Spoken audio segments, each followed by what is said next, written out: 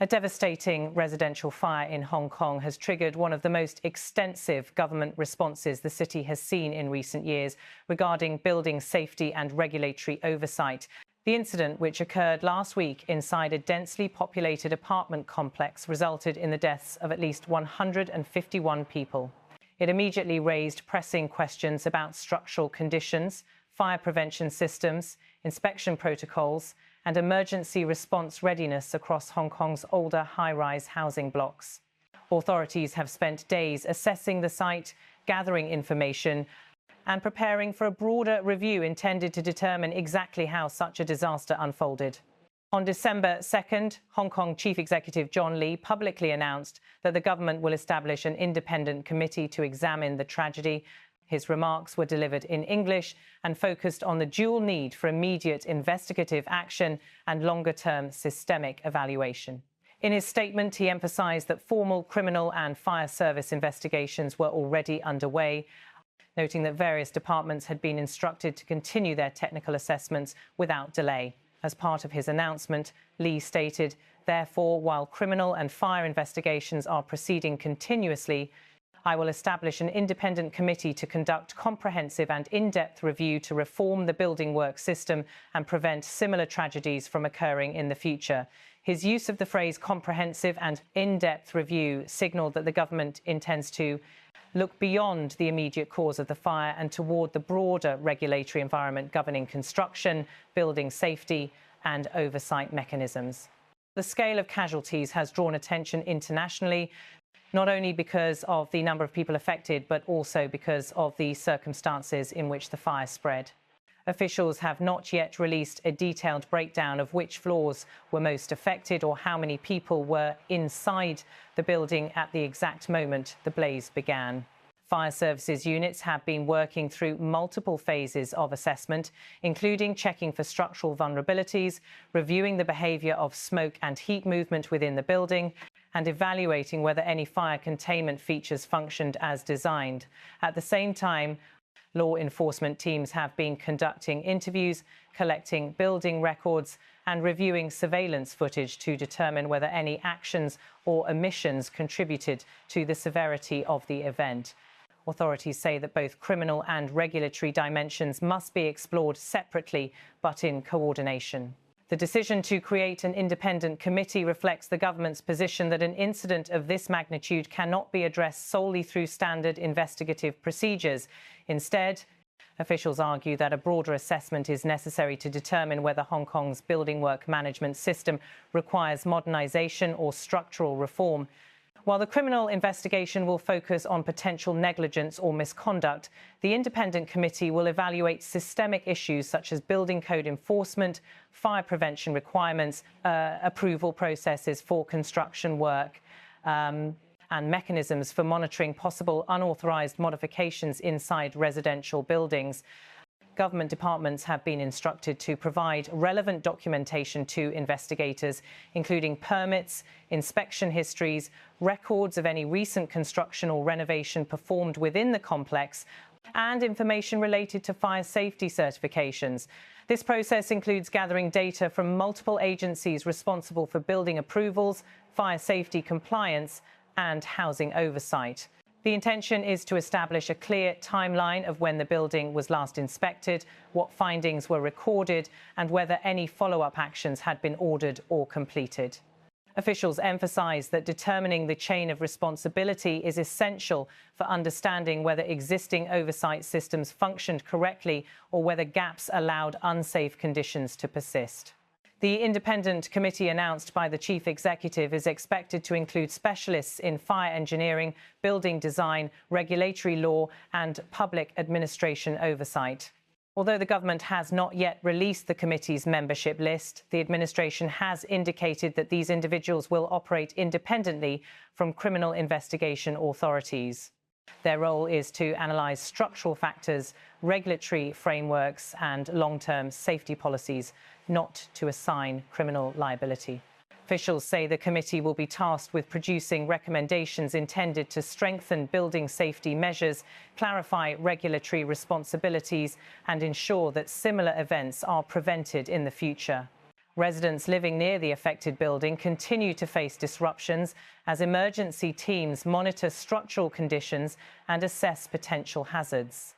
Authorities have secured the area to prevent unauthorised entry, while technical teams evaluate whether the building remains stable enough for full investigative access. In the meantime, neighbouring residents have been informed that additional fire safety inspections may be conducted in surrounding buildings as a precautionary measure.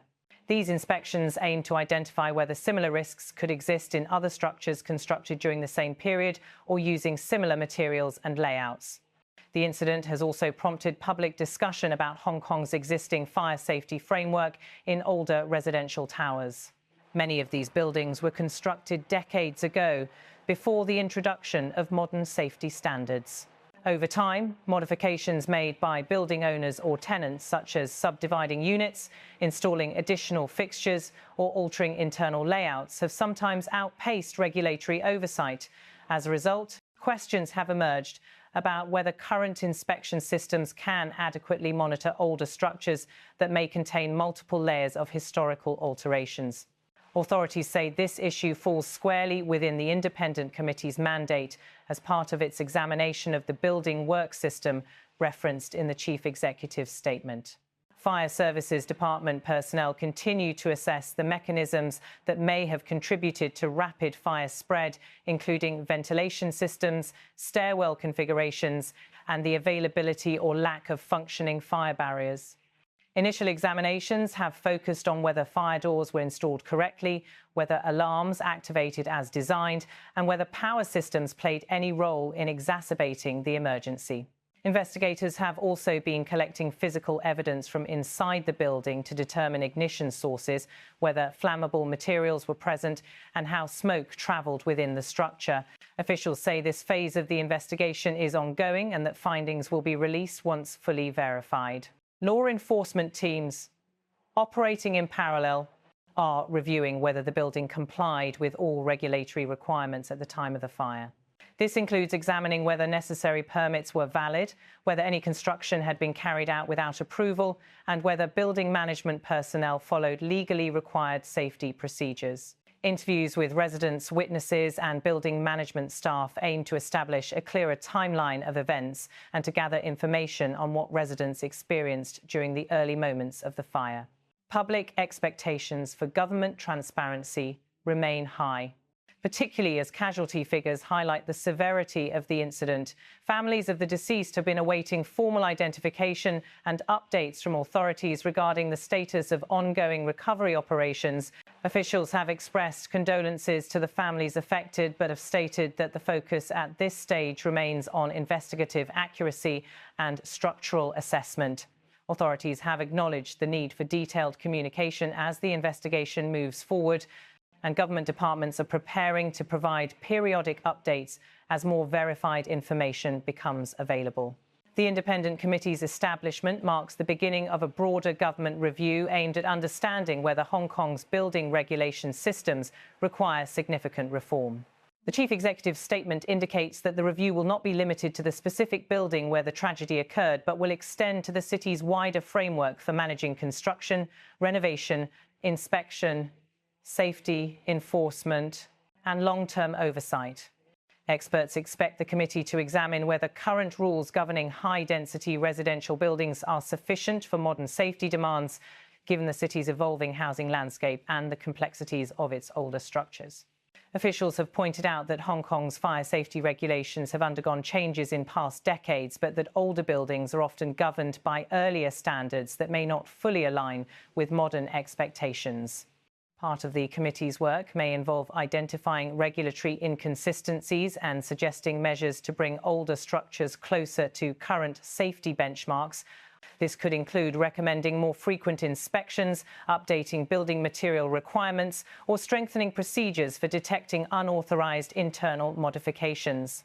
The government has not yet given a timeline for when the committee will release its findings, but officials have indicated that the review process will begin immediately. Preliminary observations may be shared with the public as soon as initial data is compiled, while a more comprehensive report is expected at a later stage.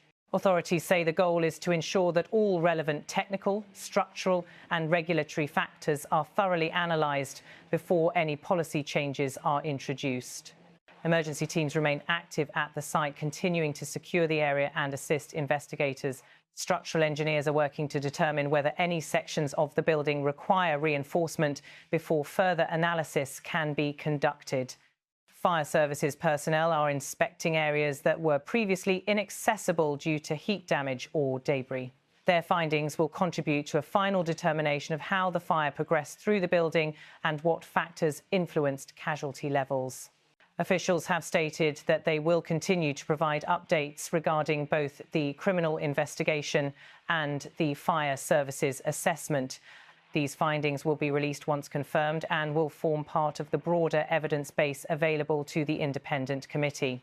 Government representatives have reiterated that transparency remains a priority and that the public will be informed as soon as new, verified information becomes available. The tragic loss of life has brought renewed attention to Hong Kong's long-standing challenges in managing older residential buildings. With high population density, limited urban space and a large number of ageing towers, maintaining rigorous safety standards remains an ongoing challenge. The government's decision to launch an independent committee signals an acknowledgement that the current regulatory framework may require revision to ensure that residents are adequately protected. As authorities continue to work at the site, families affected by the tragedy await further information about victims, identification processes, and official updates on the sequence of events. The government has said that supporting these families remains a priority, although immediate efforts are focused on investigation and technical assessment. Officials expect that once the independent committee begins its work, more information will become available regarding long-term regulatory reforms.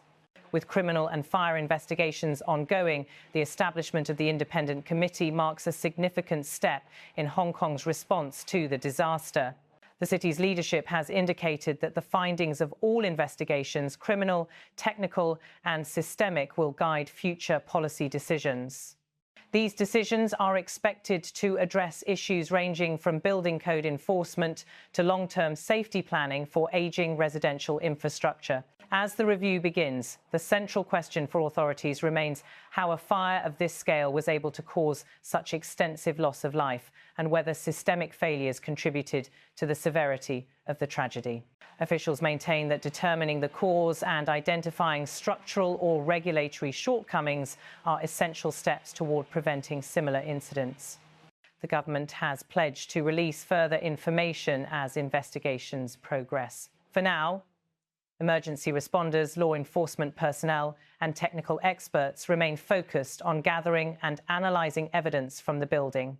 Their work will form the foundation of the independent committee's broader review. The city continues to monitor the situation closely as authorities take steps to fully understand the technical, structural and regulatory factors that contributed to the deadly fire. The government's position is that the findings of the ongoing investigations and the forthcoming review will shape future safety reforms and help ensure that tragedies of this magnitude do not occur again.